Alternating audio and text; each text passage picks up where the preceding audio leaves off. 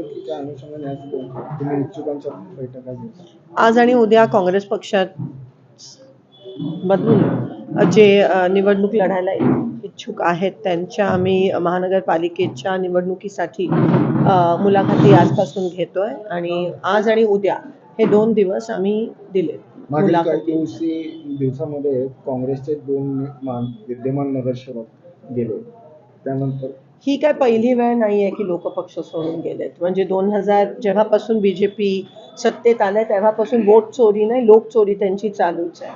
आणि मला या गोष्टीचं आश्चर्य वाटतोय की केंद्रात आणि राज्यात त्यांची सत्ता असूनही, अमाप पैसे असूनही, साम दाम दंड सगळे असूनही त्यांना नगरसेवक साठी उमेदवार मिळत नाहीत, ही आश्चर्याची बाब आहे. आणि त्यांना काँग्रेसचे उमेदवार पळून घेऊन जावे लागतात, ही मला कीव येते आणि आश्चर्यचकित मी त्यावर येते की त्यांना आमचे उमेदवार लागतात.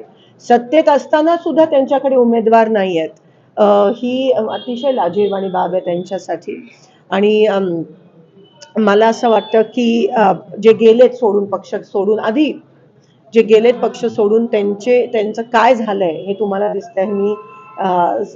मला तुम्हाला ते सांगण्याची गरज नाही आहे. आणि काँग्रेस मुक्त भारत करणारे जे आहेत, जे फुशारक्या मारतायत, ते आज काँग्रेस युक्त बीजेपी करतायत, ह्याचा मला कुठेतरी आनंद होतोय. भाजपा नेत्यांचं असं म्हणणं होतं की काँग्रेसला उमेदवार सुद्धा मिळणार नाही, पण इथं बघतोय आणि मोठा रिस्पॉन्स मिळतोय, काय सांगाल की? आणि आमचे उमेदवार ते घेऊन चाललेत, म्हणजे हे स्पष्ट आहे की कोणाला मिळत नाहीये, हे स्पष्ट आहे. सत्ता संपत्ती आणि सगळ्या यंत्रणेचा नगरपालिकेमध्ये घवघवीत असं यश मिळालं नाही. हे तुम्ही बघता की काल जे सोलापूर जिल्ह्यात घडलं की धाडकन तोंडावर पडले भाजपच्या विरोधात जेवढे पक्ष एकत्र झालेले, मग ते आघाड्या असतील, तीर्थक्षेत्र विकास आघाडी असेल किंवा त्यांच्या 2 कुबड्या असलेले पक्ष आहेत, त्यांनी ते सत्तेत आले.